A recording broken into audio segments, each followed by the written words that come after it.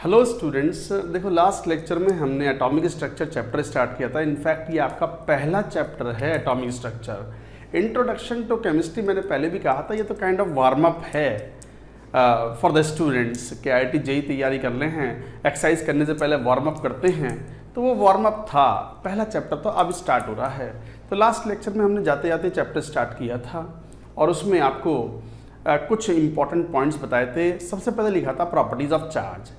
Properties of charge में हमने 3-4 points बताए थे। मैं एक बार समराइज कर देता हूँ आप लोगों को। जैसे पहला पॉइंट था कि दो ऑब्जेक्ट के बीच में अगर चार्ज ट्रांसफर होगा तो it should be in the integral multiple of electronic charge. या तो 1 इलेक्ट्रॉन ट्रांसफर होगा या 2 या 3 fractional electronic charge will not transfer. ये पहला पॉइंट था। दूसरा पॉइंट जो बताया था वो ये था कि अगर दो चार्ज पार्टिकल हैं और एक वो सर्टेन डिस्टेंस पर रखे हुए हैं, उनके बीच में एक सर्टेन सेपरेशन है, तो उनके बीच में एक फोर्स लगता है जिसे बोलते हैं कूलम्बिक फोर्स और इलेक्ट्रोस्टैटिक फोर्स ऑफ अट्रैक्शन और रिपल्शन। वो electrostatic force Coulombic force F = K Q1 Q2/d × R²। इसे बोलते हैं inverse square law. R is the distance between them, Q1 Q2 are charges, D is the dielectric constant जिसकी value usually हम 1 लेते हैं for air और for vacuum. तीसरा बताया था कि अगर फोर्स है तो पोटेंशियल एनर्जी भी होगी। तो potential energy between the two charge particle U से रिप्रेजेंट किया था K Q1 Q2/R। नीचे R है, ध्यान देना, K Q1 Q2/R। तो ये हमने कुछ पॉइंट्स बताए थे। साथ में एक और बताया था कि यदि कोई चार्ज पार्टिकल है उस पर एक इलेक्ट्रिकल फील्ड लगा दिया जाए तो उस पर एक इलेक्ट्रिकल फोर्स लगेगा and that electrical force is equal to Q into E, where E is the strength of electric field। यहाँ तक की बात हमने कही थी, जस्ट इनिशिएट किया था चैप्टर। चलिए आगे की बात करते हैं। हर लेक्चर अपने आप में एक इम्पॉर्टेंट लेक्चर होगा और एटॉमिक स्ट्रक्चर एक इम्पॉर्टेंट चैप्टर है for IIT JEE main as well as advanced. चलिए वापस बात करते हैं। पहला पॉइंट था वो Q into E वाला, दूसरा फोर्स, तीसरा पोटेंशियल एनर्जी, चौथा वो बताया था F = Q into E। पांचवा नंबर लिखो जरा, फिफ्थ। पांचवा ये है कि यदि किसी चार्ज पार्टिकल पर आप अगर कोई पोटेंशियल डिफरेंस अप्लाई करते हो थ्रू द बैटरी और वोल्टेज अप्लाई करते हो थ्रू द बैटरी, तो उस पर एक इलेक्ट्रिकल फील्ड लगता है जिसकी वजह से इलेक्ट्रिकल फोर्स लगता है और वो चार्ज पार्टिकल अगर स्टेशनरी था तो वो मूव करता है अगेंस्ट द काइनेटिक एनर्जी। तो क्या पॉइंट है, लिखो, when an accelerating potential difference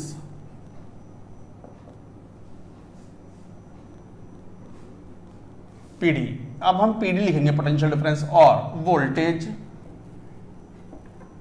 तो when an accelerating potential difference or voltage is applied on a charged particle at rest, it acquires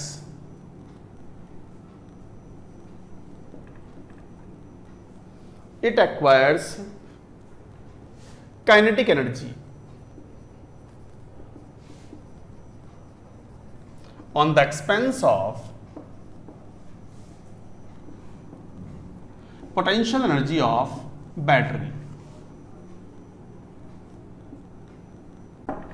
देखो क्या बात कर रहे हैं हम, अगर बैटरी से कोई वोल्टेज अप्लाई किया जाए या पोटेंशियल डिफरेंस अप्लाई किया जाए ऑन ए चार्ज पार्टिकल, तो वो चार्ज पार्टिकल अगर स्टेशनरी है तो उस पर एक इलेक्ट्रिक फील्ड लगता है जिसकी वजह से उस पर एक इलेक्ट्रिकल फोर्स लगता है, वो दौड़ना शुरू कर देता है, एक्सेलरेट होता है और finally it gains the kinetic energy. But kinetic energy आ रही है तो कहीं की एनर्जी बढ़ रही है तो कहीं की एनर्जी घटनी चाहिए, law of conservation of energy.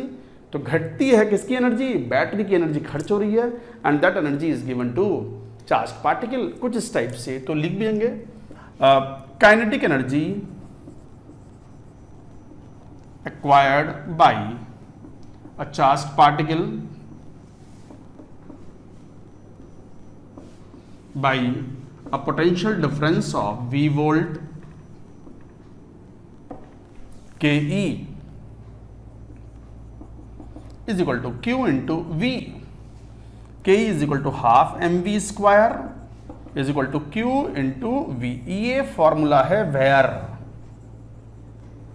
What is Q? Charge on particle.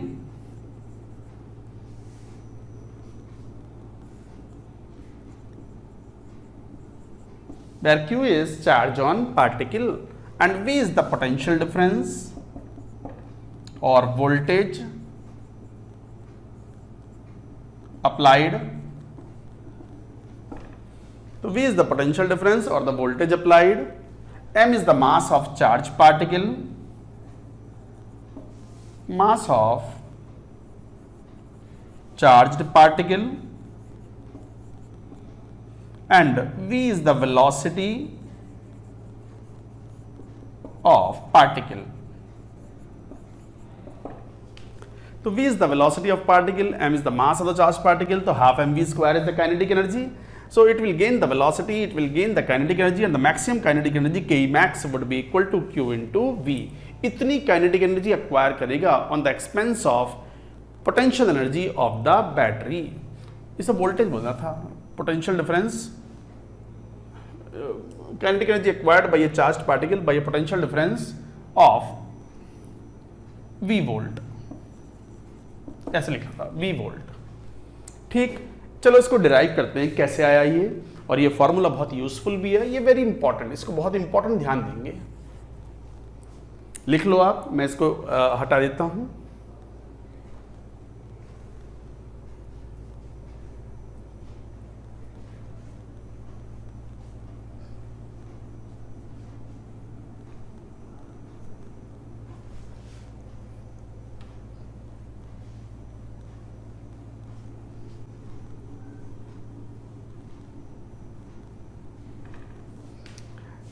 चलिए इस बात को डिराइव कर लेते हैं। मान लो ये एक दो प्लेट्स हैं, दो मेटल की प्लेट्स को आपने एक पोटेंशियल डिफरेंस अप्लाई कर दिया। मान लो कोई चार्ज पार्टिकल यहां Q रखा हुआ है, Q is the charge on that particle, और ये पार्टिकल मान लो इस तरीके से आपने टर्मिनल्स ऑफ द बैटरी, ये बैटरी है और ये प्लस माइनस, तो ये बैटरी, ये प्लस हो गया टर्मिनल, ये माइनस हो गया, ये की हो गई। की मतलब सर्किट को ऑन ऑफ करने के लिए हम की यूज करते हैं। जैसे ये लाइट है, ट्यूब लाइट, ये वाली, इसको स्विच ऑफ स्विच ऑन करने के लिए वो है ना, बटन है ना वो, तो जैसे उसको स्विच ऑफ स्विच ऑन करते हैं उसी तरीके से एक की है, इसको स्विच ऑफ स्विच ऑन करके we can control the electrical current flowing in the circuit. तो ये प्लस और ये माइनस, ये बैटरी हुई, यहां से V वोल्ट का पोटेंशियल डिफरेंस लगा दिया हमने। अब ये पॉजिटिव प्लेट है, ये नेगेटिव प्लेट है, तो ऑब्वियसली ये पॉजिटिव चार्ज है, प्लस Q ले लिया हमने। तो जो इलेक्ट्रिक फील्ड लगेगा that applies between the positive and negative plate like this, so there is a electric field E। दोनों मेटल्स के बीच में एक इलेक्ट्रिक फील्ड डेवलप हो गया because of the potential difference, और एक इलेक्ट्रिकल फोर्स लगेगा ऑन दिस चार्ज्ड पार्टिकल, जिसकी वजह से ये चार्ज्ड पार्टिकल दौड़ेगा। It will gain the kinetic energy, and यहां पहुंच करके it will gain the maximum kinetic energy, and that kinetic energy we can calculate. मान लो ये पॉइंट कुछ A था, ये पॉइंट कुछ B है, तो इसका मतलब total energy of the charged particle at A should be equal to the total energy of the charged particle at B। कौन सा नियम? Law of conservation of energy, applying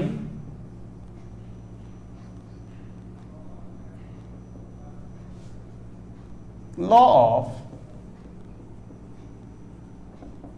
conservation of energy। तो total energy at A should be equal to total energy of the charged particle at B। यहां B पे पहुंच गया वो। अच्छा एक बात ध्यान दो, जब बैटरी से ये पॉजिटिव और नेगेटिव टर्मिनल है और ये चार्ज पार्टिकल है, तो इस पर पोटेंशियल मान लो V वोल्ट का लग रहा है, तो V वोल्ट A और B के बीच में जो पोटेंशियल V वोल्ट हो गया।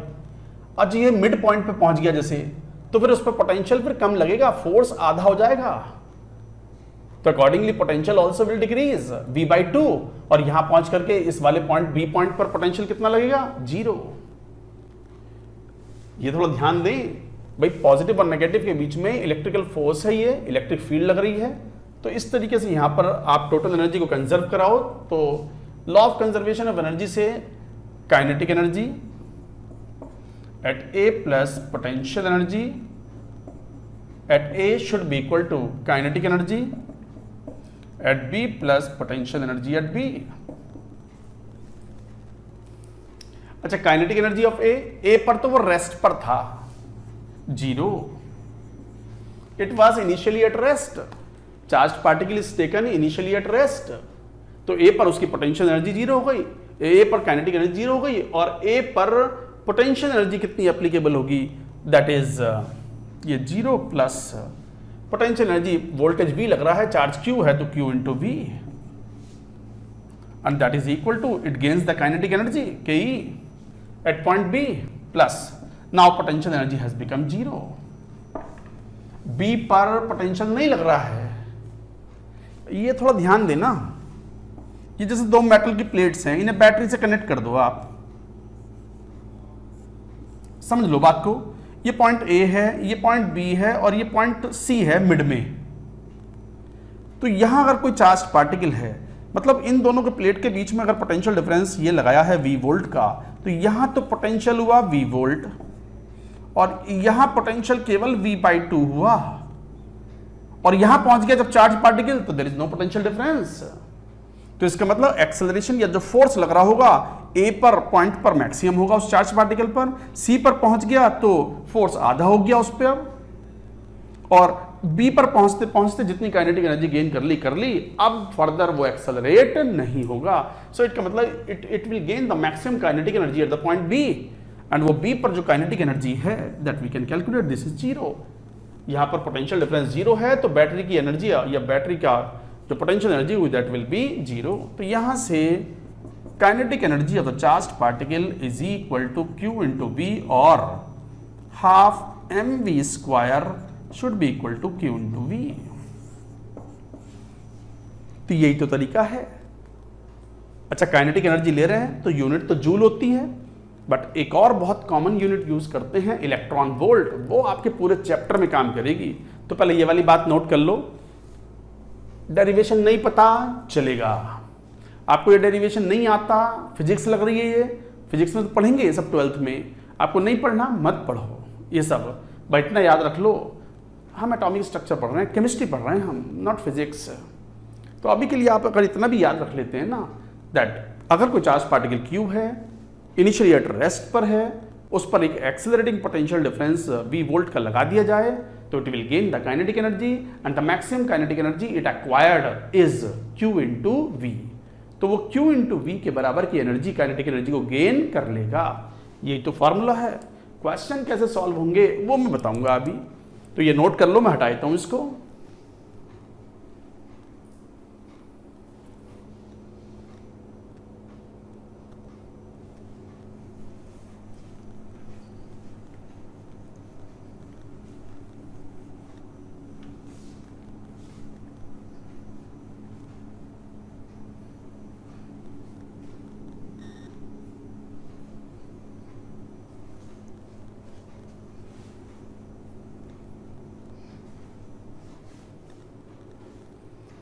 तो जैसे let's take 1 or 2 question based on it.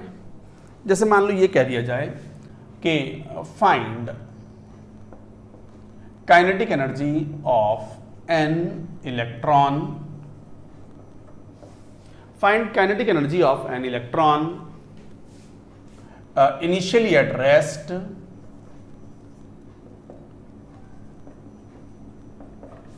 find kinetic energy of an electron initially at rest and is accelerated by a potential difference of 100 volt। मान लो ये सिंपल क्वेश्चन हो तो कैसे सॉल्व करेंगे? अभी बताया ही था कि काइनेटिक एनर्जी किसी इलेक्ट्रॉन की अगर फाइंड आउट करनी है by accelerating potential difference of this, तो kinetic energy would be equal to Q into V। Charge is what? 1 electronic charge. यहां मैग्नीट्यूड ही लेंगे, kinetic energy is not negative, kinetic energy negative नहीं हो सकती, वो तो इलेक्ट्रॉनिक चार्ज है, उस पर एक्सेलरेटिंग पोटेंशियल है, तो बस वो दौड़ेगा। लेफ्ट दौड़ रहा है कि राइट दौड़ रहा है वो तो डिपेंड करेगा कि इलेक्ट्रिक फील्ड किस डायरेक्शन में लगाया है। तो 1 electronic charge into how many volt, 100 volt.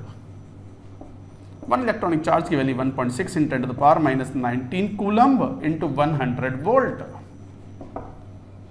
And this becomes 1.6 × 10⁻17 joule. यही एनर्जी है और यही आंसर भी है। तो kinetic energy of electron is 1.6 × 10⁻17 joule. अब ये तो बहुत लो वैल्यू ऑफ एनर्जी है, 10⁻17, तो इसका मतलब joule is not a suitable unit for such kind of small particles. इतने छोटे पार्टिकल्स की काइनेटिक एनर्जी या इनकी एनर्जीज को रिप्रेजेंट करने के लिए जूल तो सुटेबल यूनिट नहीं है। जूल तो बहुत लार्ज यूनिट है, तो इसके लिए एक और सुटेबल यूनिट यूज करते हैं, दैट इज 1 इलेक्ट्रॉन वोल्ट। तो लिखो इस बात को, यहां लिख लेंगे, joule is not a suitable unit. नहीं यूज कर सकते हो, ऐसा नहीं कि यूज नहीं कर सकते, बट ये सुटेबल यूनिट नहीं है। मैंने पहले भी कहा था, जब पहले लेक्चर ले रहे थे हम, AMU डिफाइन कर रहे थे कि एटॉमिक मास को रिप्रेजेंट करने के लिए एक एटम का मास रिप्रेजेंट करना हो या मॉलिक्यूल का मास रिप्रेजेंट करना हो एक मॉलिक्यूल का, तो gram is not suitable unit, AMU is suitable unit. आप गोल्ड खरीदने जाएं तो gram is a suitable unit, not the quintal और टन। बट अब अनाज खरीदते हैं तो हम किलो में या टन्स में या क्विंटल्स में खरीदते हैं। तो इस तरीके से हम यहां बात करते हैं कि joule is not a suitable unit of for energy of subatomic particles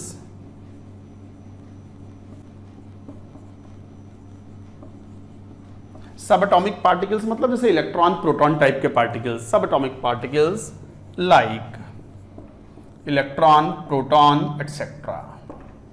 rather the suitable unit is electron volt. Rather suitable unit is electron volt. तो इलेक्ट्रॉन प्रोटॉन या अल्फा पार्टिकल जैसे छोटे पार्टिकल की काइनेटिक एनर्जी को represent करने की ज्यादा अच्छी यूनिट कौन सी है, इलेक्ट्रॉन वोल्ट। तो let us define electron volt. तो let us define 1 electron volt. ये हटायतों में लिख दिया होगा आपने,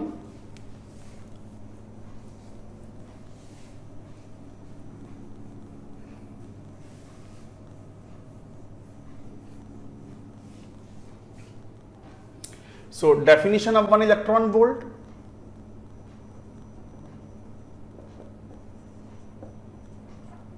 वन EV 1 इलेक्ट्रॉन वोल्ट, वो नाम से मालूम पड़ रहा है, एक इलेक्ट्रॉन अगर रेस्ट पर हो और उस पर 1 वोल्ट का एक्सेलरेटिंग पोटेंशियल डिफरेंस लगा दिया जाए तो it will gain the kinetic energy and the maximum kinetic energy gained by it is 1 electron volt. तो लिखो, it is the kinetic energy acquired by an electron at rest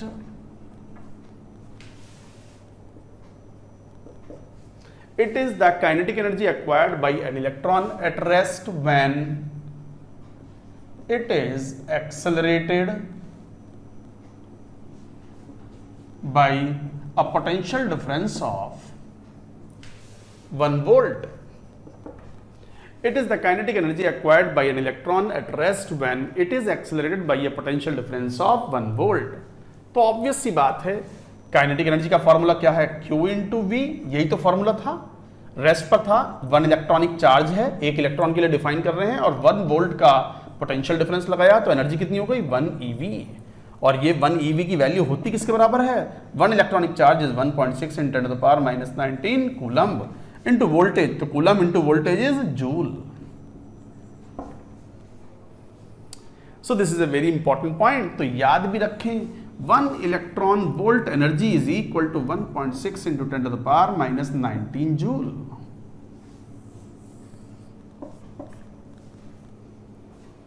साथ के साथ notes बनाते जाएं स्टूडेंट्स केयरफुली, जहां लगे कि एक बार और पढ़ना है पॉज करें और फिर नोट करें। तो व्हाट इज द पॉइंट, मैं समराइज करता हूं, मैं एक बार फिर बताता हूं आपको। जूल एक बहुत बड़ी यूनिट है of energy of the sub atomic या बहुत छोटे पार्टिकल जैसे electron, proton, alpha particle type के पार्टिकल्स के लिए। तो फिर हम जो ज़्यादा सुटेबल यूनिट है, प्रॉपर यूनिट है इनके लिए, वो है इलेक्ट्रॉन वोल्ट। और इलेक्ट्रॉन वोल्ट डिफाइन कैसे करते हैं? 1 इलेक्ट्रॉन वोल्ट की डेफिनेशन ऐसी होती है कि it is the kinetic energy acquired by an electron at rest, initially rest पर था, when it is accelerated by a potential difference of 1 volt. और इसकी वैल्यू भी याद रखनी है, 1 इलेक्ट्रॉन वोल्ट इज 1.6 × 10⁻⁻19 जूल। आ गई बात समझ में? तो क्वेश्चन हो सकता है कई बार आपसे पूछे कि एनर्जी बताओ in terms of electron volt या फिर in terms of joule. Clear? Shall we take up some questions? Note down the question. चलो सवाल सॉल्व करो। क्वेश्चन सॉल्व करते हैं, चलिए।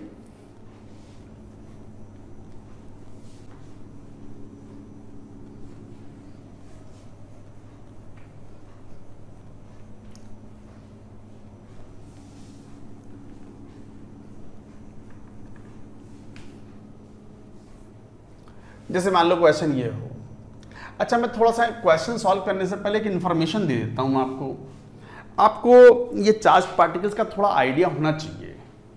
जैसे idea of the charge particle, तो 1 इलेक्ट्रॉन इज 1e, जिसका चार्ज 1.6 × 10⁻⁻19 कूलम है। अब ये तो पता ही है। चार्ज ऑन 1 प्रोटॉन का जो चार्ज है, तो Q of proton is equal to charge of, तो Q of proton is equal to Q of electron का मैग्नीट्यूड। इलेक्ट्रॉन के चार्ज के मैग्नीट्यूड के बराबर प्रोटॉन का चार्ज होता है, ये तो पता होती है इलेक्ट्रॉन और प्रोटॉन का charge, and that is also equal to 1.6 × 10⁻⁻19 coulomb. ये मैग्नीट्यूड लिखा हुआ है ऊपर भी। वैसे तो चार्ज ये नेगेटिव होता है, आप चाहो तो ऐसे लिख लो माइनस। इलेक्ट्रॉन पर चार्ज नेगेटिव होता है, तो 1 electronic charge is equal to -1.6 × 10⁻⁻19 coulomb. और प्रोटॉन का चार्ज होता है दिस मच। अच्छा, हीलियम पार्टिकल क्या होता है? 2He4 और He2+। हीलियम का nucleus of helium atom is called alpha particle. भाई हीलियम क्या है? एक एटम है। हीलियम के न्यूक्लियस में 2 प्रोटॉन 2 न्यूट्रॉन और बाहर उसके क्या हैं? 2 इलेक्ट्रॉन। वो बाहर के दोनों इलेक्ट्रॉन निकाल बाहर फेंक दो, तो क्या बचा? हीलियम का न्यूक्लियस बचा ना। उसके अंदर क्या है? न्यूक्लियस के अंदर 2 प्रोटॉन 2 न्यूट्रॉन। अच्छा, न्यूट्रॉन पर तो चार्ज होता नहीं, केवल इलेक्ट्रॉनों पर, केवल प्रोटॉन पर चार्ज है, तो 2 यूनिट चार्ज है। तो what is the charge on alpha particle? तो क्या लोगे? 2e के बराबर। तो charge on alpha particle is 2e magnitude wise. तो ये मैग्नीट्यूड ही है। तो magnitude of charge on alpha particle is 2 electronic charge. क्यों? He2+।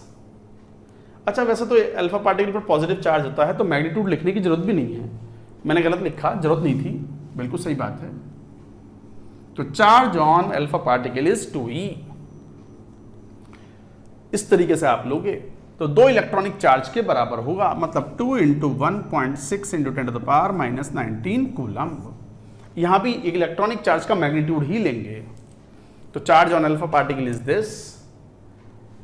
ऐसे ही मान लो और कोई चार्ज पार्टिकल होगा, तो accordingly we can take up. जैसे मान लो कोई ऐसा एग्जांपल ले लो, जैसे बोरॉन 4+। जरा इस पर चार्ज बताओ कितना? तो चार्ज कितना हुआ इस पर? बताओ कितना हुआ charge? How much of the charge is present on it? इस पे 4 यूनिट इलेक्ट्रिकल चार्ज है, तो 4e चार्ज है इसके ऊपर।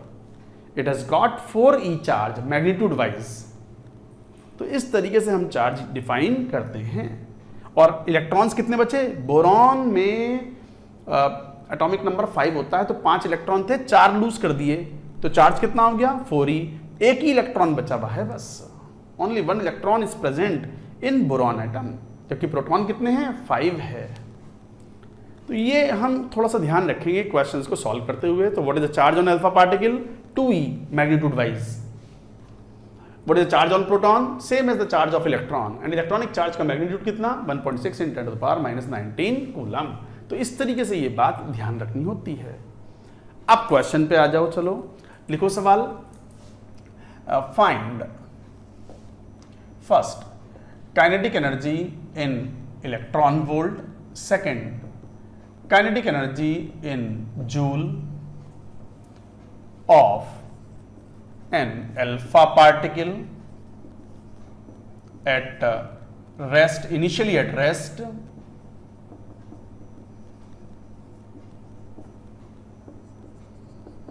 and accelerated by a potential difference of 25 volt। मान लो ये क्वेश्चन है। क्या क्वेश्चन है? क्वेश्चन ये है कि find first kinetic energy in electron volt, kinetic energy in joule of an alpha particle initially at rest and accelerated by a potential difference of 25 volt. बिल्कुल आसान सवाल है ये। कैसे सॉल्व करें जरा देखना इधर। इनिशियली एट रेस्ट है तो what is kinetic energy acquired, that is Q into V and Q कितना 2 electronic charge into how much of the voltage is applied 25 volt. तो आंसर हो गया 50 इलेक्ट्रॉन वोल्ट। एक आंसर तो यही हो गया 50 electron volt. This is the kinetic energy acquired by alpha particle because of this potential difference. अब एक काम करो, आप चाहो तो इसको कैलकुलेट कर लो इन जूल। कैसे बताया भी था, 50 × 1 इलेक्ट्रॉन वोल्ट की वैल्यू कितनी थी 1.6 × 10⁻⁻19 जूल। जब मल्टीप्लाई करोगे 100/2 ले लो इसको, तो 2.8 × 10⁻⁻17, तो 8 × 10⁻- कितना हो गया 18 जूल। यही आंसर है बस। 16 × 80 8 × 10⁻⁻18 joule. That is it. This is the answer. So kinetic energy is Q into V. So like that you can calculate 8 × 10⁻⁻18 joule. अच्छा और क्वेश्चन लेते हैं, चलिए अब आप सॉल्व करो। मैंने तो बता दिया तरीका, सिंपल फॉर्मूला है। मोस्ट इंपॉर्टेंट फॉर्मूला ये है कि यदि कोई चार्ज पार्टिकल है इनिशियली एट रेस्ट है, उस पर एक एक्सेलरेटिंग पोटेंशियल डिफरेंस अप्लाई करोगे तो इसकी काइनेटिक एनर्जी बढ़ेगी, बढ़ के मैक्सिमम कितनी हो जाएगी is equal to Q into V। Let's take another question.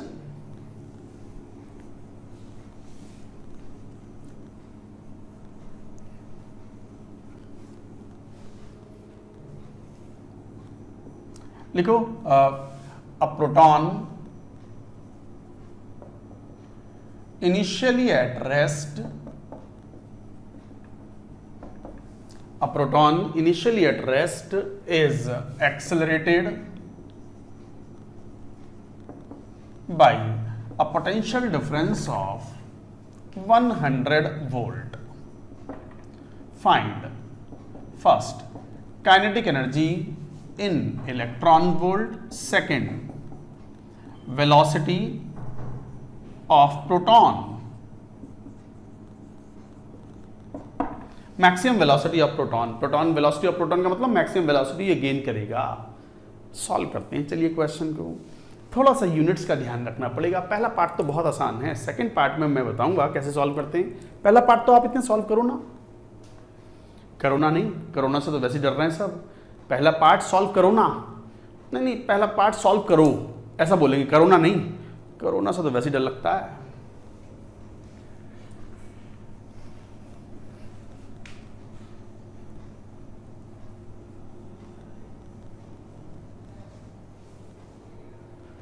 तो a proton initially at rest is accelerated by a potential difference of 100 volt kinetic energy। जब पहला पार्ट देखना, सॉल्व कर रहे हैं इसको अब। तो kinetic energy for the first part Q into V।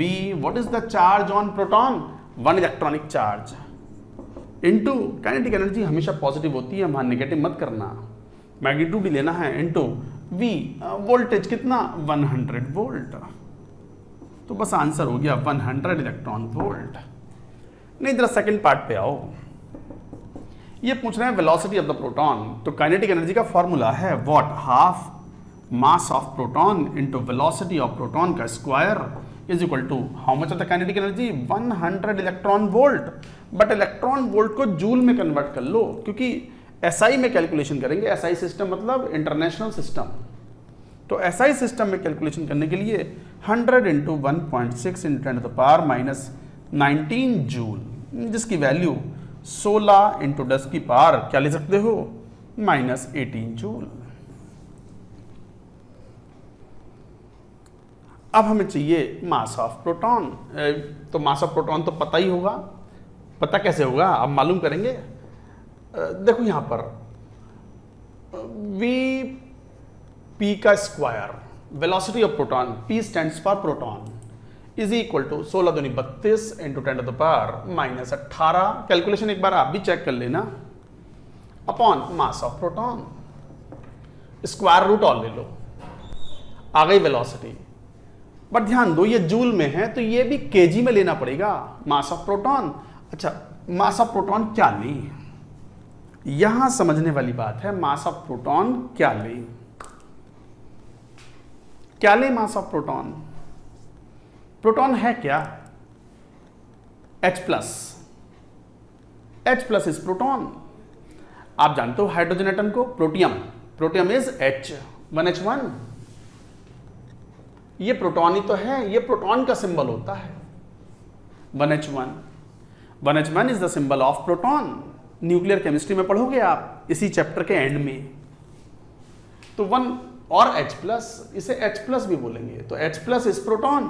भाई हाइड्रोजन एटम है, नॉर्मल प्रोटियम, क्या है उसमें, न्यूट्रॉन तो है नहीं, न्यूक्लियस के अंदर एक प्रोटॉन है और बाहर एक इलेक्ट्रॉन है। और आपको तो पता है कि इलेक्ट्रॉन का मास तो नेग्लिजिबल होता है in comparison to the mass of proton.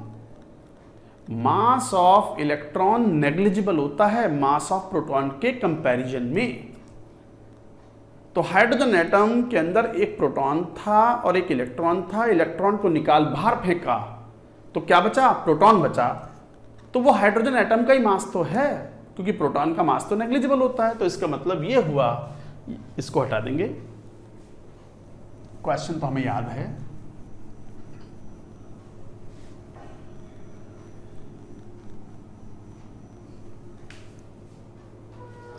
अब मास ऑफ प्रोटॉन, एक H प्लस का मास है, तो मास ऑफ प्रोटॉन तो पता ही है ना, 1। एटॉमिक मास ऑफ हाइड्रोजन कर लेते हो 1 ग्राम, 1 ग्राम पर मोल, 1 ग्राम पर मोल। तो प्रोटॉन का mass is equal to mass of H atom approximately.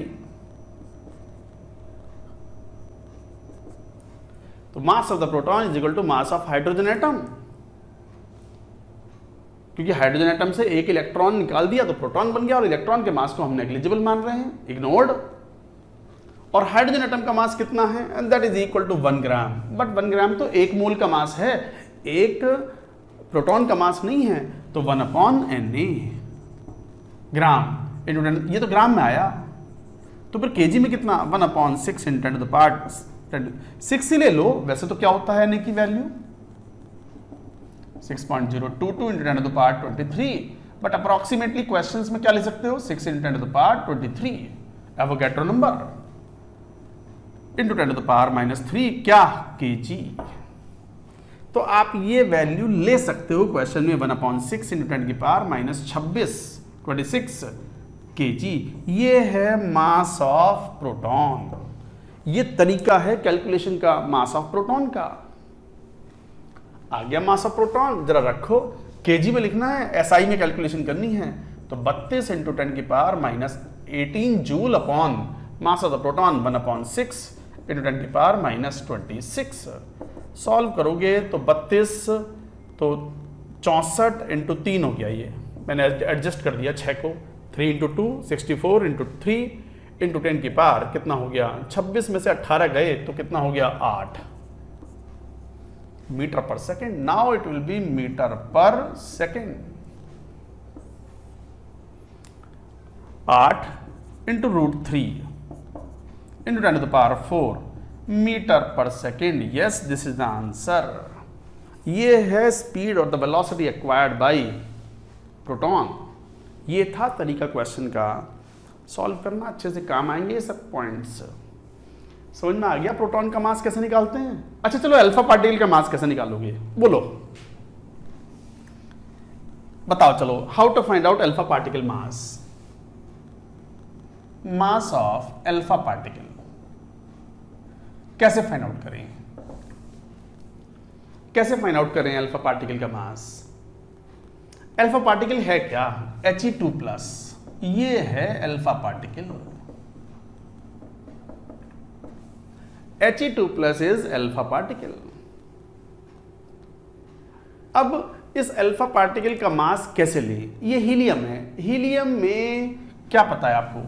Helium atom में क्या मालूम है आपको? हीलियम एटम में 2 प्रोटॉन, 2 न्यूट्रॉन और 2 इलेक्ट्रॉन, और इलेक्ट्रॉन का मास तो हम इग्नोर कर देते हैं। हीलियम एटम में 2 प्रोटॉन हैं, 2 न्यूट्रॉन हैं न्यूक्लियस में, और 2 इलेक्ट्रॉन हैं। इलेक्ट्रॉन का मास तो छोड़ो, वैसे इलेक्ट्रॉन का मास तो इग्नोर कर दिया, रिमूव कर दिया ना हमने। और मास ऑफ प्रोटॉन को हम मान लेते हैं मास ऑफ न्यूट्रॉन के बराबर। मास ऑफ प्रोटॉन और मास ऑफ न्यूट्रॉन को बराबर मान लेते हैं। वैसे न्यूट्रॉन स्लाइटली हैवियर होता है, वैसे न्यूट्रॉन प्रोटॉन से थोड़ा ज्यादा भारी होता है। Neutron is slightly heavier than proton, but हम बराबर मान लेते हैं। तो एक तरीके से 2 प्रोटॉन, 2 न्यूट्रॉन, 2 इलेक्ट्रॉन के मास को तो हमने वैसे इग्नोर कर दिया, वैसे रिमूव कर दिया है। तो 2 प्रोटॉन 2 न्यूट्रॉन मतलब 4 प्रोटॉन के बराबर। तो we can say the mass of He2+ is equal to 4 into mass of proton approximately. अरे आया समझ में? अरे पल्ले पड़ा कुछ? बुद्धि का इस्तेमाल। फिर सुन लो क्या बात बोल रहे हैं। अल्फा पार्टिकल का मास कैसे फाइंड आउट करें?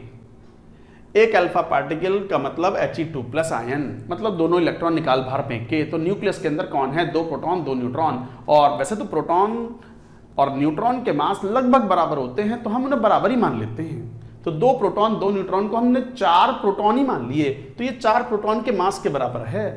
और 4 प्रोटॉन का मास कैसे फाइंड आउट करते हैं? That you can find out. Proton का मास तो मैंने बताया ही था। हालांकि हीलियम के एटॉमिक मास से भी आप ये सॉल्व कर सकते हो। हीलियम का एटॉमिक मास कितना है? 4, इसलिए तो 4 है क्योंकि 4 प्रोटॉन के मास के लगभग बराबर है वो। तो एक एटम का मास ग्राम में कितना हो गया? 4/Na। अरे 4 ग्राम तो 1 मोल का मास है। घूम जाते हैं बच्चे कई बार, कभी 1 मोल कभी 1।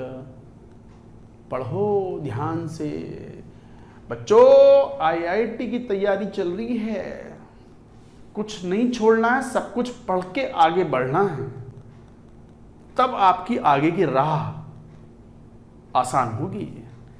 आई hope you have understood point. तो मास ऑफ द हीलियम और alpha particle is same as और can be taken as 4 times the mass of proton. बल्कि इनफैक्ट मैं समराइज कर देता हूं। Mass of proton is nearly 1840 times into mass of electron. Mass of alpha particle is nearly 4 times mass of proton. Mass of neutron is nearly taken as mass of proton. याद कर लो इसको, लिख लो copy में। Mass of proton is nearly 1840 times the mass of electron. Electron तो बहुत हल्का है in comparison to the mass of proton. Alpha particle का mass nearly 4 times the mass of proton.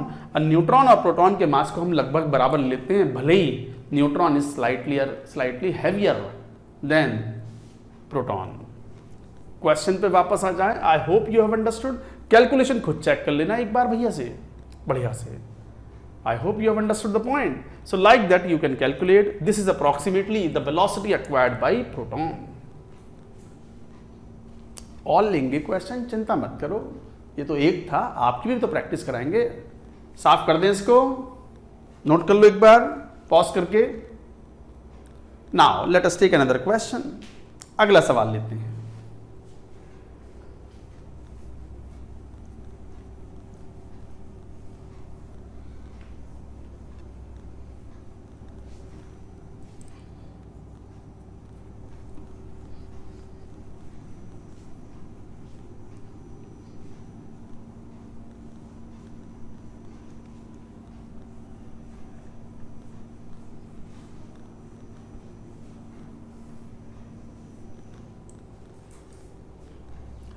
जैसे मान लो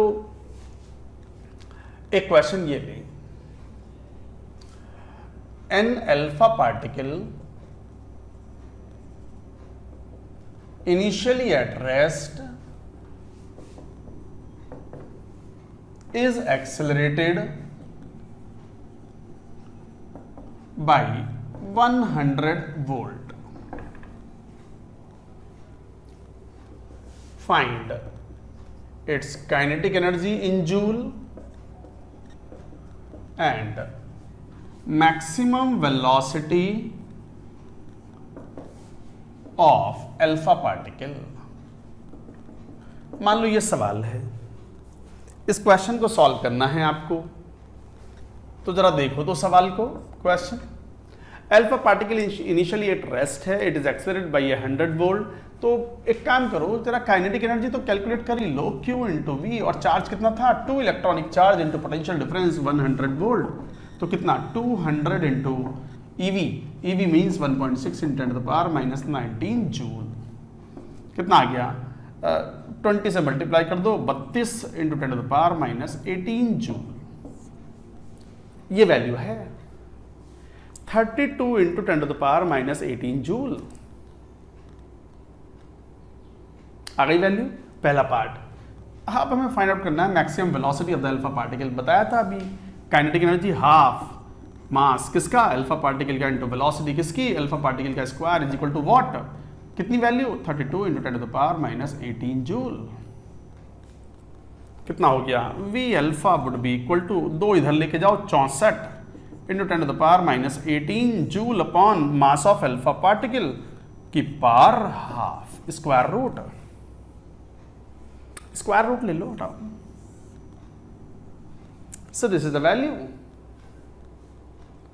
अल्फा पार्टिकल का मास कैसे फाइंड आउट करें, मैंने बताया भी था, मास ऑफ अल्फा पार्टिकल इज, या तो यही कह दो कि अल्फा पार्टिकल क्या है, हीलियम का न्यूक्लियस है, तो हीलियम एटम का ही मास ले लो। और हीलियम एटम का मास कितना होता है, एटॉमिक मास कितना है 4 ग्राम, बट 4 ग्राम तो 1 मोल का मास है, हमें 1 का मास चाहिए अपॉन एन ए, बट ये ग्राम में है, into 10⁻³ kg, that's it, that's it. अरे आया समझ में भाई, अल्फा पार्टिकल का, एक अल्फा पार्टिकल का मास, हीलियम एटम का मास ले लो, हीलियम एटम में से 2 इलेक्ट्रॉन निकालोगे तो मास में कोई अंतर नहीं आएगा। हीलियम एटम का मास, एटॉमिक मास कितना है 4 ग्राम, बट 4 ग्राम तो 1 मोल का मास है अपॉन एन ए, इंटू 10⁻³ से क्यों मल्टीप्लाई किया, केजी में चाहिए ना। सो like that when you solve, तो वैल्यू आ गई 4/6 × 10⁻23 इंटू 10⁻³ सो वैल्यू आ गई 2/3 इंटू 10⁻26, ये वैल्यू हो गई केजी में। जरा रख लेना ये वैल्यू, यहां रखो ये वैल्यू।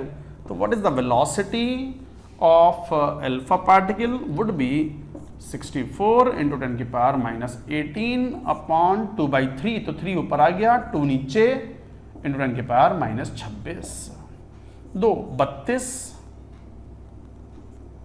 64 लिख लो रूट, 8 इंटू 1.73 अपॉन 1.41 इंटू 10⁻, कितना हो गया 8 मीटर पर सेकेंड। वो कैलकुलेशन कर लेना अपने हिसाब से, कैलकुलेशन कर लेना अपने हिसाब से। सो this is the velocity and it is a high velocity of the order of thousands of meter per second. It is a high velocity of the order of thousands of meter per second. तो इस तरीके से आप ये calculate करते हो velocity. ये था एक तरीके से क्वेश्चन का आंसर। आपने काइनेटिक एनर्जी भी फाइंड आउट कर ली और इस तरीके से ये भी फाइंड आउट कर लिया। और एक आध क्वेश्चन लेते हैं। आपको ये फॉर्मूला अब तक तो याद हो गया होगा। व्हाट, यदि कोई चार्ज पार्टिकल है Q इनिशियली एट रेस्ट, इस पर एक पोटेंशियल डिफरेंस अप्लाई कर दिया जाए तो it gains the kinetic energy that is given by Q into V। और एक सवाल सॉल्व करेंगे,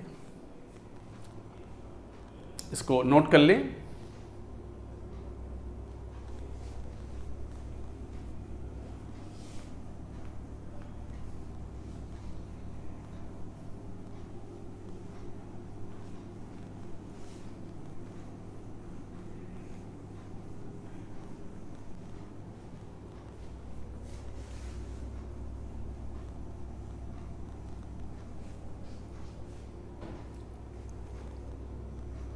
मान लो ऐसे बोल दो कि both proton and alpha particle are moving with kinetic energy equal to 100 electron volt. दोनों इलेक्ट्रॉन, प्रोटॉन और अल्फा पार्टिकल दोनों ही काइनेटिक एनर्जी 100 इलेक्ट्रॉन वोल्ट से एक्सेलरेट कर रहे हैं। और डी एक्सेलरेटिंग नहीं है इस बार हमने इस तरीके से वोल्टेज अप्लाई किया होगा कि वो दौड़ते हुए अल्फा पार्टिकल और प्रोटॉन को स्लो डाउन करेगा। D accelerating potential difference of 25 volt is applied across both charged particles.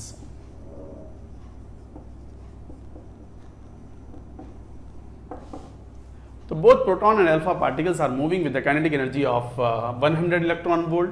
और डीएक्सेलरेटिंग का मतलब इस बार घटानी है काइनेटिक एनर्जी, स्लो डाउन होंगे वो। is applied across both charged particles. Find ratio of,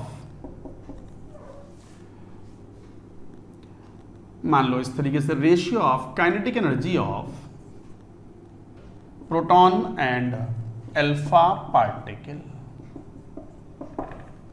तो find ratio of kinetic energy of proton and alpha particle, करो solve. तो both proton and alpha particle moving with the kinetic energy. तो बताओ kinetic energy final कितनी हो गई for proton की 100 तो थी, और एक डी एक्सेलरेटिंग पोटेंशियल 25 वोल्ट का अप्लाई कर दिया, तो माइनस क्यू इंटू वी घट जाएगी kinetic energy by an amount equal to q into we. तो 100 माइनस चार्ज तो कितना है, 1 electronic charge into voltage 25 volt, तो कितना 75 electron volt. This is the final kinetic energy slow down होने के बाद। जरा देखना काइनेटिक एनर्जी ऑफ कौन, फाइनल काइनेटिक एनर्जी ऑफ कौन, alpha particle is what, 100 electron volt minus q into we.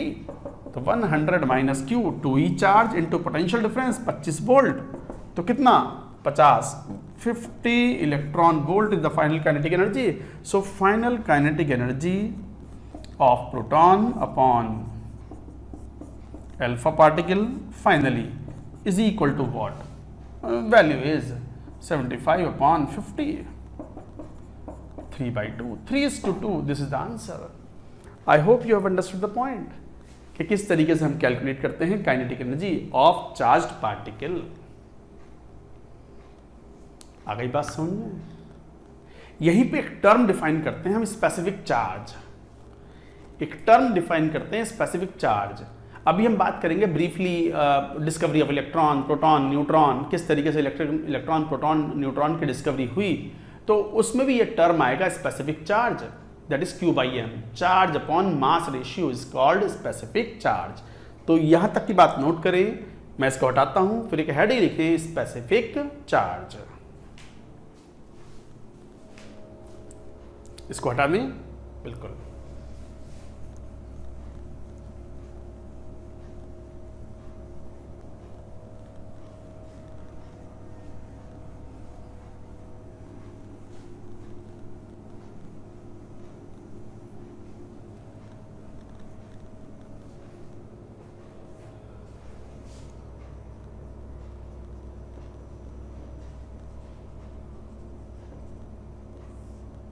Specific charge, it is Q/m, that is ratio of charge and mass for a charged particle, for any particle. So specific charge is Q/m, that means ratio of charge and mass of the charged particle or any particle is called specific charge. जैसे कैसे compare करते हैं, मान लो question ऐसा हो, compare specific charge of, मान लो proton alpha particle and electron. अच्छा, जब भी हम इस तरीके से स्पेसिफिक चार्ज कंपेयर करते हैं तो मैग्नीट्यूड की बात करते हैं हम। क्वेश्चन में कुछ ना भी दिया हो तो फिर मैग्नीट्यूड कंपेयर करेंगे हम, कि compare magnitude of the specific charge CHAR, charge of proton, alpha particle and neutron. तो करो कंपेयर, जरा देखना Q/m। अच्छा, कई बार Q/m और इसे कई बार और E/m भी बोल देते हैं। Q/m is also shown sometimes E/m। वैसे सही तरीका तो Q/m है, बट कई बार E/m बोल देते हैं उसको। तो Q/m किसके लिए? प्रोटॉन के लिए। Charge of proton is what? 1 electronic charge upon mass of proton, MP के टर्म्स में लिख लो, राइट। Q/m जरा निकालो किसके लिए? अल्फा पार्टिकल के लिए। तो बताओ अल्फा पार्टिकल पर चार्ज कितना? 2e। और मास कितना है अल्फा पार्टिकल का? अभी बता रहा थोड़ी देर पहले। प्रोटॉन के टर्म्स में अगर मास लिखो अल्फा पार्टिकल का कितना होता है? 4 into mass of proton approximately. एक अल्फा पार्टिकल का मास 4 इंटू मास ऑफ प्रोटॉन, तो ये हो गया E/2 into mass of proton. ऐसे ही कैलकुलेट कर लो Q/m of electron. Of course magnitude निकालना है। तो इलेक्ट्रॉन, तो 1 इलेक्ट्रॉनिक चार्ज हुआ upon what is the mass of electron? Mass of electron is mass of proton upon 1840। अभी बताया था थोड़ी देर पहले कि एक प्रोटॉन एक इलेक्ट्रॉन से 1840 times heavier. So the mass of proton upon 1840। जरा इसको देखो तो वैल्यू कितनी आ गई? 1840 times electron upon mass of proton. Electron upon mass of proton. साफ दिखता है कि हाईएस्ट तो इलेक्ट्रॉन के लिए है Q/m। Next comes for proton, और सबसे कम किसके लिए? Alpha particle. तो मुझे ऑर्डर बताना हुआ तो will say alpha particle is the lowest, then proton and then electron. Increasing Q/m। Q/m और specific charge.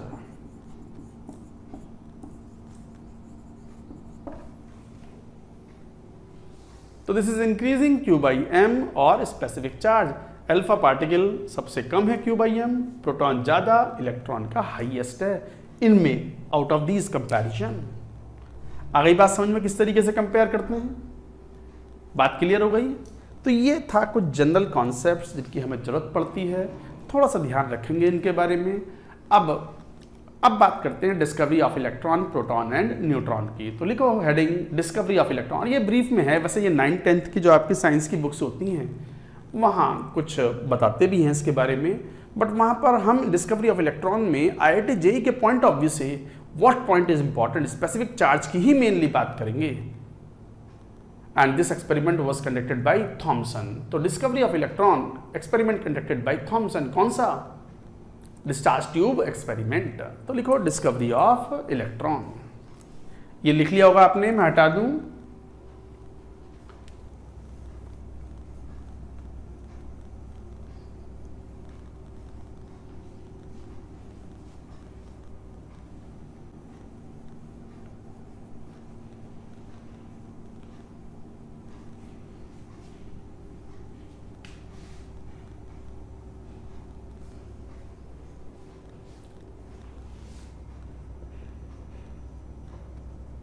Discovery of electron.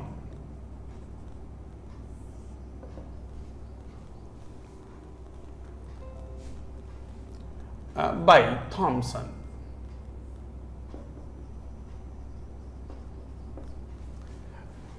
और ये एक डिस्चार्ज ट्यूब एक्सपेरिमेंट है। एक मैं डायग्राम बताता हूँ, ये डायग्राम आपने पढ़ा भी होता है 9th 10th में, बट पढ़ा होगा, हम तो मान के चल रहे हैं कुछ नहीं पढ़ा आपने।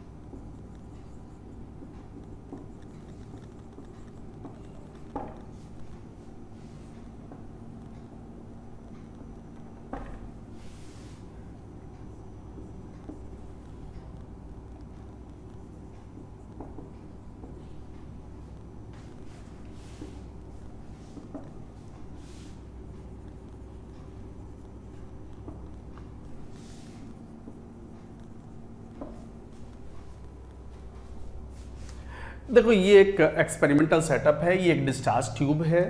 डिस्चार्ज ट्यूब ये कांच की एक ट्यूब होती है जिसमें वैक्यूम क्रिएट कर देते हैं, परफेक्ट वैक्यूम नहीं, मतलब pressure of the order of even 0.1 mm of Hg, काफ़ी लो प्रेशर मेंटेन करते हैं। लो प्रेशर मेंटेन का मतलब जो अंदर एयर थी, हवा, O2 N2, अब यहाँ है इस रूम में मैं हूँ और कोई नहीं है, कोई नहीं है मतलब हवा तो है ही ना, तो O2 N2 के मॉलिक्यूल्स हैं, उन O2 N2 के मॉलिक्यूल्स को रिमूव कर दिया आपने। पूरे तो रिमूव नहीं किया but pressure is reduced. Normally हवा का प्रेशर कितना होता है, atmospheric pressure is what 1 atmosphere, और 1 एटमॉस्फेयर की वैल्यू आपने सीख ली कितनी, how many mm of Hg, 760 mm of Hg। पर ये काफ़ी लो प्रेशर मेंटेन करते हैं of the order of 0.1 mm of Hg, काफ़ी लो प्रेशर मेंटेन करते हैं ताकि most of the O2 N2 molecules को रिमूव कर दिया जाए। ऐसा क्यों है बताएंगे अभी। ये दो मेटल प्लेट्स ली, इनके अक्रॉस एक पोटेंशियल डिफरेंस, एक हैवी बैटरी अप्लाई की of the order of 10,000 volt और इवन मोर। ये की स्विच ऑफ स्विच ऑन करने के लिए बटन है ये। तो जब ये एक हाई पोटेंशियल डिफरेंस अप्लाई करते हैं अक्रॉस द प्लेट्स, इतना हाई 10,000 वोल्ट के ऑर्डर का, तो ये जो नेगेटिवली चार्ज प्लेट है, जो नेगेटिव टर्मिनल से कनेक्टेड है, इसे बोलते हैं कैथोड। तो इस कैथोड से कुछ पार्टिकल्स इमिट आउट होते हैं and they move in the form of rays. Those rays are called as cathode rays. क्यों? Because they are coming from cathode and those cathode rays particles are called electrons. वो electrons होते हैं and they are found to be negatively charged. ये experiment होते हैं कि भाई charge particle जा रहा है, उस पर एक इलेक्ट्रिक फील्ड अप्लाई कर दो या मैग्नेटिक फील्ड अप्लाई कर दो। अगर वो मुड़ा तो मालूम पड़ जाएगा, और मुड़ने की दिशा से मालूम पड़ जाएगा कि वो पॉजिटिवली चार्ज्ड है या नेगेटिवली चार्ज्ड है। और नहीं मुड़ा, सीधा ही निकल गया, इसका मतलब द पार्टिकल इज अनचार्ज्ड, उस पर कोई नेट चार्ज नहीं है। तो किसी पार्टिकल पर चार्ज है या नहीं है, पॉजिटिव है या नेगेटिव है, ये फाइंड आउट करने के बड़े आसान तरीके होते हैं बाय अप्लाइंग इलेक्ट्रिक फील्ड और मैग्नेटिक फील्ड। तो पाया गया कि ये जो कैथोड रेज हैं जो निकल के जा रही हैं, अच्छा वो वैक्यूम क्यों क्रिएट किया था, आप समझ में आएगी बात। अगर वैक्यूम नहीं क्रिएट करते तो हवा बहुत सारी होती, इसमें O2 N2 के मॉलिक्यूल्स होते और ये इलेक्ट्रॉन आते और बड़ी तेजी से निकल के और O2 N2 से टकराते। O2 और N2 के मॉलिक्यूल से टकराने के कारण वो अपना पाथ लूज कर देते and they will lose their kinetic energy and they will die, they will not be able to move in the form of stream. वो रेज की तरह मूव नहीं कर पाएंगे। भाई रेज की तरह तो मूव कब कर पाएंगे वो पार्टिकल्स, जब कोई हिंड्रेंस ना हो या हिंड्रेंस बहुत कम हो। तो हिंड्रेंस बहुत कम हो तो O2 N2 के मोस्ट ऑफ द मॉलिक्यूल्स को निकाल के बाहर फेंक दिया, वैक्यूमिंग कर दी, वैक्यूम क्रिएट कर दिया। वैक्यूम मींस प्रेशर घटा दिया, और प्रेशर घट गया तो नंबर ऑफ मॉलिक्यूल्स या नंबर ऑफ मोल्स भी क्या हो गए, गैस के घट गए। तो एयर का प्रेशर काफी लो मेंटेन करते हैं ताकि अल्फा पार्टिकल के पाथ में हिंड्रेंस ना आए, पार्टिकल से ये अल्फा इलेक्ट्रॉन्स के पार्टिकल ना टकराएं। क्या होता है, electrons will reach to this positively charged plate and accordingly they will move. Electron का मूवमेंट ऐसा होगा and current flows in the outer circuit like this. तो current moves like this in the direction, current की direction वही होती है जो positive charge के मूवमेंट की होती है, और इलेक्ट्रॉन पर नेगेटिव चार्ज है तो करंट की डायरेक्शन इलेक्ट्रॉन के फ्लो के अपोजिट डायरेक्शन में होगी। So like this, in particles को बोला गया इलेक्ट्रॉन्स। ये फंडामेंटल पार्टिकल्स बोले गए। These particles were said to be the fundamental particles of every matter। चाहे वो कोई सा भी एलिमेंट हो, कुछ भी हो, उसके अंदर इलेक्ट्रॉन तो होंगे। अच्छा, थॉमसन साहब ने कई एक्सपेरिमेंट कंडक्ट किए। उन्होंने ये देखा कि एक जब पोटेंशियल डिफरेंस अप्लाई किया of the order of 10,000 volt, तो मेटल से कुछ रेज निकल के गई and those rays were found to be deflected towards the electric field and magnetic field, और वो इस दिशा में इस तरीके से डिफ्लेक्ट हुई कि indicating that the particles are negatively charge. और उन नेगेटिवली चार्ज पार्टिकल को क्या बोला गया, इलेक्ट्रॉन्स। उन्हें इलेक्ट्रॉन बोला गया। अब वो जब इलेक्ट्रॉन मूव करते हैं तो they reach to the oppositely receiving plate that is anode, और सर्किट कंप्लीट करते हैं and current flows like this. अब यहीं पे बात आती है कि ये तो कैथोड के मटेरियल से निकल के आ रहे हैं, कैथोड की जो प्लेट है, मेटल प्लेट है, उससे निकल के आए हैं पार्टिकल। देखें इन पार्टिकल की नेचर चेंज हो जाती है क्या।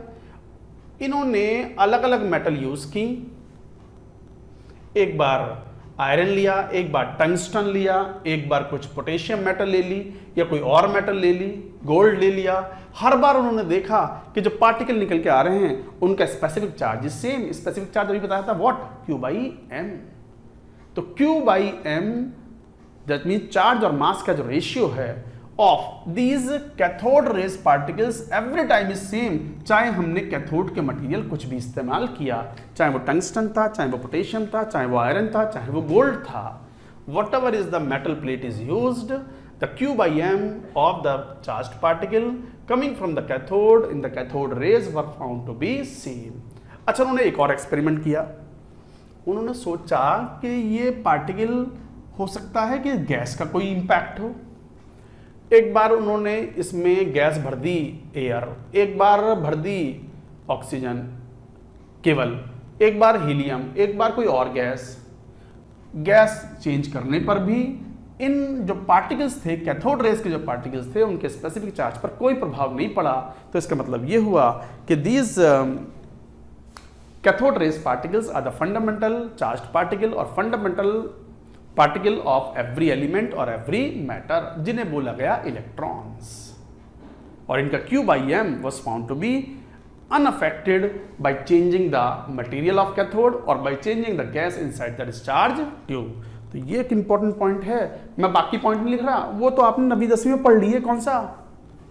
Raise move in the straight line, when rays are stopped by the matter heating effect is produced, when rays are moving and paddle wheel is placed in the path, paddle wheel घूमने लगता है। वो सब नहीं बात कर रहा मैं तो टेक्निकल बात कर रहा हूं with respect to the JEE IIT JEE requirement.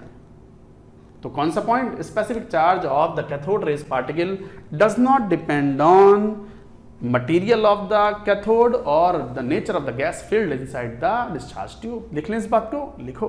ये डायग्राम तो बना लिया होगा आपने, बस डायग्राम बना करके मेन मुद्दे पे आ जाओ। क्या मुद्दा? इंपॉर्टेंट क्या? Specific charge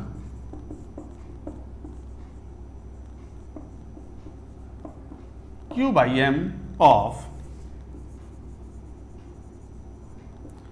cathode rays particles does not depend on material of cathode plate and nature of gas filled in discharge tube।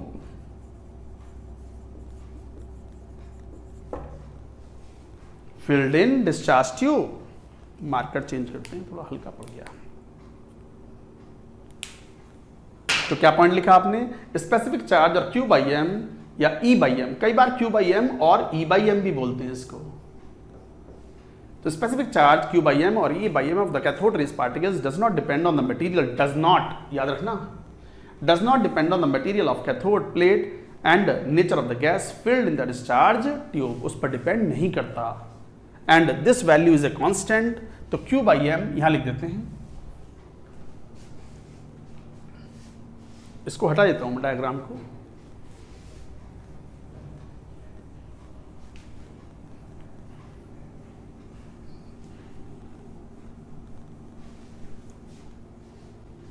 और ये Q बाई एम की वैल्यू इलेक्ट्रॉन के लिए नियरली 1.76 × 10⁻11 कूलम्ब पर kg वैल्यू पाई जाती है। 1.76 × 10⁻11 and this is constant, a constant value and does not depend on nature of metal plate, cathode plate or nature of gas filled in the discharge tube। तो ये था discharge tube experiment conducted by Thomson और उसका ये statement था very important, लिख लेना। यही पॉइंट इंपॉर्टेंट है कि स्पेसिफिक चार्ज और Q बाई एम या E by m of cathode rays particles ना तो कैथोड के मटेरियल पर डिपेंड करता है और ना ही नेचर ऑफ गैस पर डिपेंड करता है। It is ever constant and that's why it is said that electron is the fundamental particle of every matter. तो electron is a fundamental particle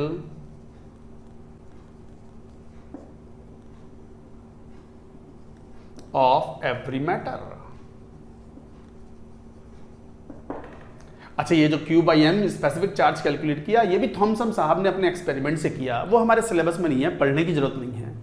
तो Thomson calculated Q by m, और उसके बाद electronic charge की जो value है वो calculate की मिलिकन्स ने in the Millikan's oil drop experiment, और वहां से चार्ज की वैल्यू फाइंड आउट करने के बाद जब मास निकाला तो mass of electron and charge of electron perform to be like this. तो one electronic charge is 1.602 exactly 10 to the power minus 19 coulomb, and the mass of electron is nearly 9.1 into 10 to the power minus 31 kg।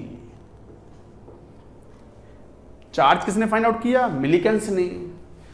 और Q by M किसने find out कर लिया था? Thompson ने। तो charge Millikan साहब ने calculate कर लिया, Q बाई एम थॉमसन साहब ने कैलकुलेट कर लिया, तो फिर mass of the electron was calculated to be 9.1 into 10 to the power minus 31 kg। आपको वैल्यू याद रख लें बस। Millikan's oil drop experiment is not in JEE syllabus, they don't ask questions, it is not mentioned in the syllabus. अभी हम केवल strictly syllabus की बात करते हैं। तो इस तरीके से ये बात की हमने डिस्कवरी ऑफ इलेक्ट्रॉन और discharge tube experiment by Thomson. I hope this point is clear. सबको आ गई समझ में बात? यहीं पे चलो बात करते हैं हम डिस्कवरी ऑफ प्रोटॉन की। इलेक्ट्रॉन के बाद कौन? Proton. Proton is inside the nucleus and that has the charge magnitude wise it is same as the charge of electron. तो लिखो हेडिंग डिस्कवरी ऑफ प्रोटॉन। इसको हटा देते हैं।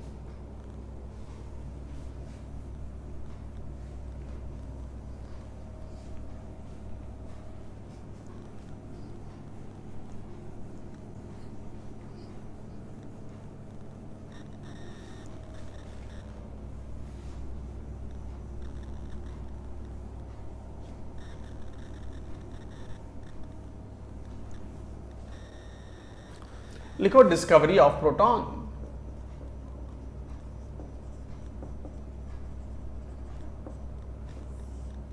Bye Goldstein. इन्होंने मॉडिफाइड डिस्चार्ज ट्यूब को इस्तेमाल किया। मैं एक डायग्राम बना रहा हूं, आप भी बना लो। मॉडिफाइड डिस्चार्ज ट्यूब कुछ ऐसे।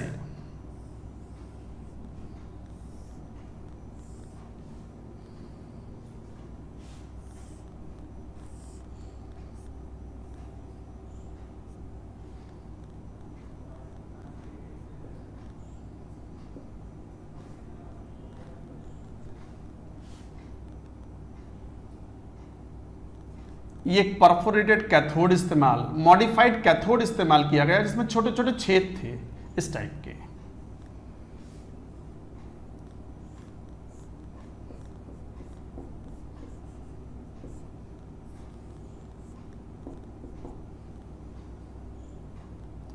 इस पर नेगेटिव चार्ज, इस पर positive charge.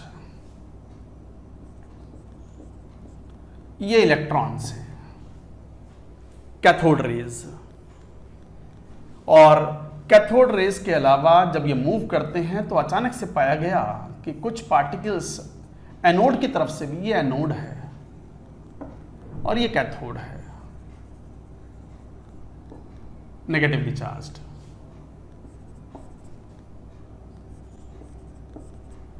These are called canal rays or anode rays. Potential difference of the order of 10,000 volt. 10K मतलब 10,000 volt of the order of. ये परफोरेटेड कैथोड यूज किया, perforated. Perforation का मतलब छोटे छोटे छेद कर देना। तो ये एक मेटल की प्लेट ली जिसमें छोटे छोटे होल किए हुए थे, थ्रू, सी थ्रू होल, तो इसे बोलते हैं परफोरेटेड कैथोड। तो ये मॉडिफाइड डिस्चार्ज ट्यूब इन्होंने इस्तेमाल की, परफोरेटेड कैथोड लिया और एक हाई पोटेंशियल डिफरेंस अप्लाई किया, कैथोड पर नेगेटिव चार्ज, एनोड पर पॉजिटिव चार्ज। ऑब्वियसली कैथोड से अभी अभी हम कह के चुके हैं कि जब high potential difference of the order of 10,000 volt apply करेंगे और वैक्यूम क्रिएट कर लिया, तो O2 N2 का प्रेशर काफी कम मेंटेन करते हैं, तो cathode rays will come out, electrons, high energetic electrons will move. चलो वो तो मूव कर ही रहे हैं, पाया गया कि उल्टी दिशा में इस परफोरेटेड कैथोड से निकल के एक अलग टाइप की रेज आई, और उन रेज पर जब इलेक्ट्रिक या मैग्नेटिक फील्ड लगाया तो वो डिफ्लेक्ट हुई।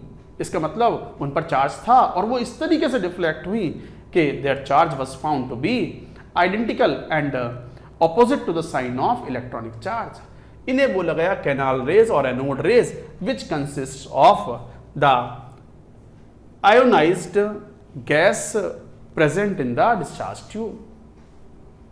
फिर सुनो मैंने क्या बात बोली है, क्या बात बोल रहे हैं। ये डिस्कवरी ऑफ प्रोटॉन, गोल्डस्टीन साहब ने एक मॉडिफाइड डिस्चार्ज ट्यूब ली जिसमें परफोरेटेड कैथोड लिया। परफोरेशन का मतलब होता है किसी मेटल प्लेट में छोटे छोटे छेद कर देना, और इस पर जब 10,000 वोल्ट के आसपास का पोटेंशियल डिफरेंस अप्लाई किया, कैथोड पर नेगेटिव चार्ज था तो इलेक्ट्रॉन निकल के भागे हाई काइनेटिक एनर्जी के कैथोड रेज, और वो कैथोड रेज एनोड की तरफ भागी। अचानक से एक नई चीज पाई गई कि कुछ charged particle started moving in the form of rays, rays की तरफ मूव करते हैं, और एनोड की तरफ से आ रहे थे वो, और एनोड की तरफ से आकर के इन सब परफोरेटेड कैथोड में छोटे छोटे होल्स जो हैं, इनमें से निकल करके एक रेज निकल के आई, और ये छोटे छोटे जो होल्स हैं इन्हें बोलते हैं कैनाल। कैनाल मतलब गुफा। अरे इलेक्ट्रॉन इतना छोटा है कि ये छोटा सा छेद भी जो है ना, थिकनेस ऑफ द मेटल से जो निकल के जाएगा तो उसके लिए लंबी गुफाई तो है वो। अरे इलेक्ट्रॉन इतना छोटा सा है, ये चार्ज पार्टिकल इतने छोटे हैं तो उनके लिए small holes and thickness of the plate is lying a long cave. Canal जो तो है ये, तो ये कैनाल्स बोलते हैं इन छेदों को। तो ये इन पार्टिकल से निकल के आए और that is called canal rays और एनोड रेज। अब ये थे कौन, पार्टिकल कौन से हैं एनोड रेज के? तो ये एनोड रेज कहते तो हैं, बट एनोड रेज कोई बहुत सही शब्द नहीं है। These are not the particles coming from the anode. Anode metal की प्लेट से निकल के नहीं आ रहे हैं चार्ज पार्टिकल। ये चार्ज पार्टिकल फिर हैं कौन? These are the charged particles और charged gaseous ions। भाई आपने कोई तो गैस भरी हुई होगी, मान लो एयर थी तो O2N2 होगी, तो ये O2 प्लस और N2 प्लस थे ये। तो इसका मतलब कैनाल रेज और एनोड रेज आर नॉट के particles of the canal rays or anode rays are not coming from anode, rather they are the ionized gas। लिख लें इस बात को, this was an important point, ये याद रखना आप। तो लिखो इस बात को, मैं यहां लिखता हूं, इधर लिख लें। particles of canal rays और एनोड रेज, आप भी लिखते जाओ। तो पार्टिकल्स ऑफ कैनाल रेज और anode rays are not coming और ejected by anode metal plate, anode plate.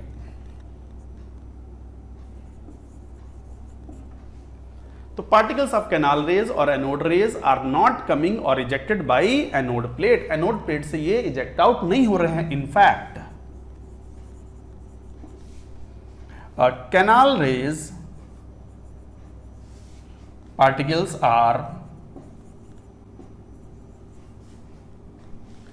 Ionised gas, ionized gas filled in discharge tube. तो सर वो गैस आयोनाइज कैसे हो गई वो? अरे वो इलेक्ट्रॉन गए ना, जैसे कैथोड रेस के पार्टिकल निकल के आए, इलेक्ट्रॉन्स हाई काइनेटिक एनर्जी के साथ मूव किए, तो उन्होंने O2N2 अगर एयर भरी हुई थी उनको आयोनाइज कर दिया, O2 प्लस बना दिया, N2 प्लस बना दिया। तो यहां जो O2N2 भरी हुई थी, अगर मान लो O2N2 है तो O2 converted to O2 plus, N2 converted to N2 plus. Energy देख के तो कुछ भी करा लो आप, O2 से इलेक्ट्रॉन को निकाल बाहर फेंका, हाई काइनेटिक एनर्जी वाले इलेक्ट्रॉन ने O2 को O2 प्लस में कन्वर्ट कर दिया, N2 को N2 प्लस में कन्वर्ट कर दिया। अब ये O2 प्लस N2 प्लस बन गए, चार्ज पार्टिकल बन गए। अभी तक न्यूट्रल थे, now they are charge particles. और ये तो पता ही है भैया कि चार्ज पार्टिकल हैं, पॉजिटिव पार्टिकल है, तो कौन सी मेटल प्लेट की तरफ आकर्षित होगा, अट्रैक्ट होगा? Negative plate. नेगेटिव प्लेट तो ये है ना, परफोरेटेड कैथोड। तो ये पार्टिकल्स नेगेटिव प्लेट की तरफ अट्रैक्ट हुए and they started moving towards the left side, और इन स्मॉल होल्स में से होकर के बाहर निकले, that is called canal raise. तो याद रखें, कैथोड रेज कैथोड से निकल के नहीं आ रही हैं, ये आयोनाइज्ड गैस है। और ये आयोनाइजेशन किसने किया है? ये आयोनाइजेशन किसने किया है? इलेक्ट्रॉन्स ने, फास्ट मूविंग इलेक्ट्रॉन्स। तो रे ऑफ इलेक्ट्रॉन्स और the stream of the electrons strikes with the O2 और N2 इनसाइड, O2 को O2 प्लस, N2 को N2 प्लस में कन्वर्ट कर दिया। Those O2 and N2 plus are attracted towards the negatively charge plate और बाहर निकल के आए, that is called canal rays. I hope the point is clear. इसका मतलब ये हुआ कि मेटल प्लेट बदल दोगे तो क्या Q/M चेंज होगा इन कैनाल रेज का? नहीं चेंज होगा। मगर गैस चेंज कर दोगे तो Q/M चेंज हो जाएगा। मान लो O2 N2 की जगह हीलियम गैस भर दो, तो हीलियम का मास तो अलग है ना, तो Q/M विल चेंज। इसका मतलब ये बड़ा इंपॉर्टेंट पॉइंट है। मोस्ट इंपॉर्टेंट पॉइंट क्या हुआ? थोड़ी देर पहले एक बात बोली थी हमने, कैथोड रेज पार्टिकल का Q/M या स्पेसिफिक चार्ज ना तो गैस पे डिपेंड करता है और ना ही मेटल प्लेट पर डिपेंड करता है, जबकि कैनाल रेज और एनोड रेज का Q/M, उनके पार्टिकल्स का Q/M, it depends on the nature of the gas field inside the discharge tube. लिख लें इस बात को, नोट कर लें इस बात को, करो नोट। यहां तक की बात लिख लो, मैं हटाने वाला हूं सब कुछ।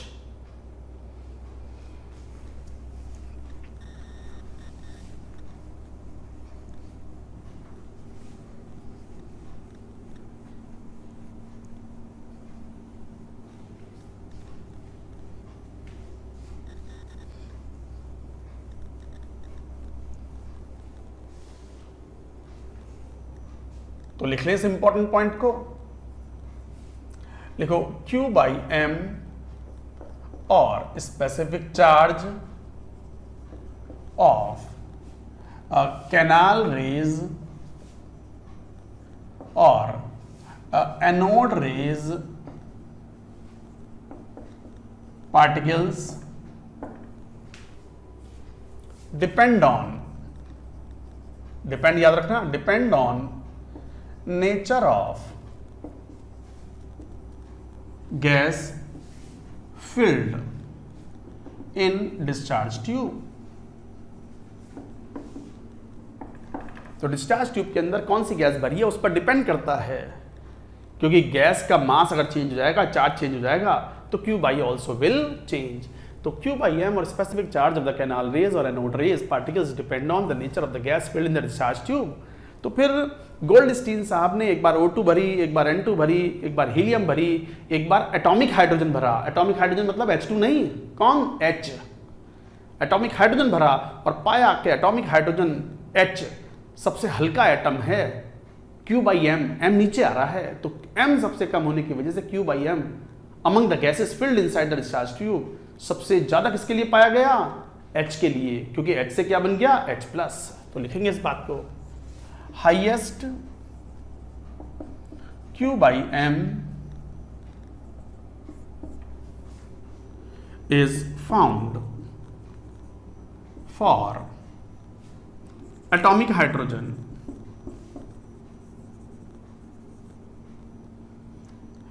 by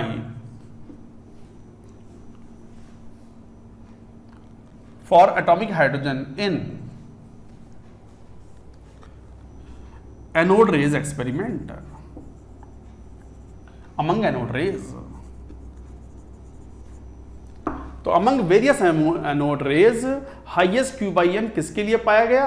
एटॉमिक हाइड्रोजन के लिए, क्योंकि एटॉमिक हाइड्रोजन में क्या हुआ होगा? H कन्वर्टेड टू H+, और H+ के लिए Q/M for H+ is highest among all gases। तो एनोड रेज में आप O2 भरो, N2 भरो, कुछ भी भरो, सबसे ज्यादा किसके लिए पाया गया Q/M? प्रोटॉन के लिए, and this particle is called proton.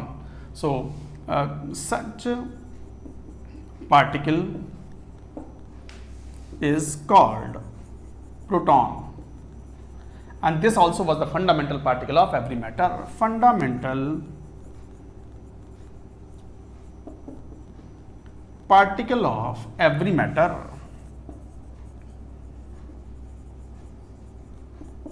So this is the fundamental particle of every matter. तो ये पॉइंट हुआ, तो मैं समराइज कर दूं। कैथोड रे पढ़ चुके, एनोड रेज या कैनाल रेज में जो पार्टिकल हैं वो एनोड मेटल में से निकल कर ना आ रहे हैं, बल्कि ये आयोनाइज्ड गैस है। और तो इसका मतलब Q by M of canal rays और anode rays particle depend on nature of gas filled. और सबसे हल्की गैस कौन सी फील कर सकते हो? एटॉमिक हाइड्रोजन, उसका एटॉमिक मास 1 है, तो उसके लिए Q by M हाईएस्ट पाया गया, और उनसे आने वाले जो पार्टिकल्स थे उन्हें कहा गया proton, and that is the fundamental particle of every matter. तो ये था, आज हमने बात की, आज का लेक्चर बड़ा इंपॉर्टेंट था, बेसिक्स की बात की है हमने। और IIT JEE के लिए तो सब समझना पड़ेगा आपको, रट्टे ना, रट्टू ना बने, रट्टू का काम ना आए, रटवाएंगे आपको। वो P ब्लॉक S ब्लॉक जो ब्लॉक केमिस्ट्री आएगी, इनऑर्गेनिक केमिस्ट्री, तो वहाँ बोलेंगे रटने के लिए। यहाँ तो सब कुछ लॉजिकल है, go logical, understand it, comprehend it properly, then you find that DPP sheet solve करोगे तो क्वेश्चंस आपको बहुत आसान लगेंगे। चलिए आज का वीडियो लेक्चर यही स्टॉप करते हैं। That's it for now.